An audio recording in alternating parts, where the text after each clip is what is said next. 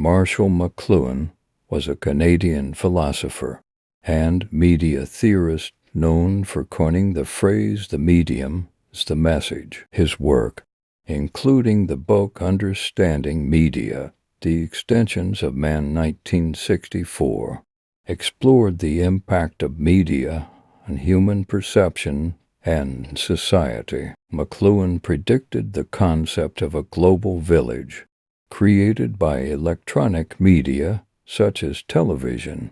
He classified media as hot or cool and critiqued the dominance of print culture. McLuhan's ideas have had a lasting influence on media studies and communication theory, and he is associated with the concept of technological determinism.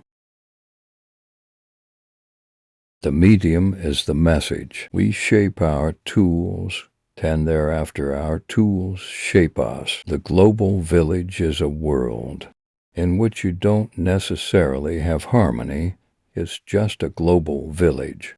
That's a place where you bump into people you don't like. The new electronic interdependence recreates the world in the image of a global village. In the land of the blind, the one-eyed man is a hallucinating idiot. Ads are the cave art of the 20th century. The future of the book is the blurb. Art at its most significant is a distant early warning system that can always be relied on to tell the old culture what is beginning to happen to it. We become what we behold.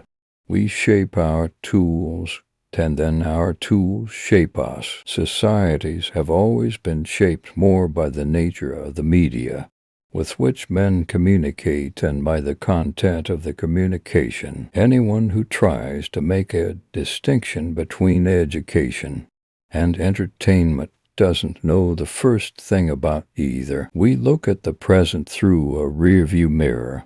We march backwards into the future. Diaper backwards spells repaid. Think about it. The medium or process of our time. Electric technology is reshaping and restructuring patterns of social interdependence and every aspect of our personal life. Obsolescence never meant the end of anything. It's just the beginning. The more the data banks record about each one of us, the less we exist. A point of view can be a dangerous luxury when substituted for insight and understanding. There are no passengers on spaceship Earth. We are all crew. We drive into the future using only our rearview mirror. The specialist is one who never makes small mistakes while moving toward the grand fallacy. The answers are always inside the problem, not outside. I don't necessarily agree with everything I say. Money is a poor man's credit card. The business of art is no longer the communication of thoughts or feelings which are to be conceptually ordered, but a direct participation in an experience. The past went that way. When faced with a totally new situation, we tend always to attach ourselves to the objects, to the flavor of the most recent past. We look at the present through a rearview mirror. We march backwards into the future. When you give people too much information, they instantly resort to pattern recognition to structure the experience. The new electronic interdependence recreates the world in the image of a global village we have become irrevocably involved with and responsible for each other. I wouldn't have seen it if I hadn't believed it. Diaper backwards spells repaid. Think about it. People don't actually read newspapers.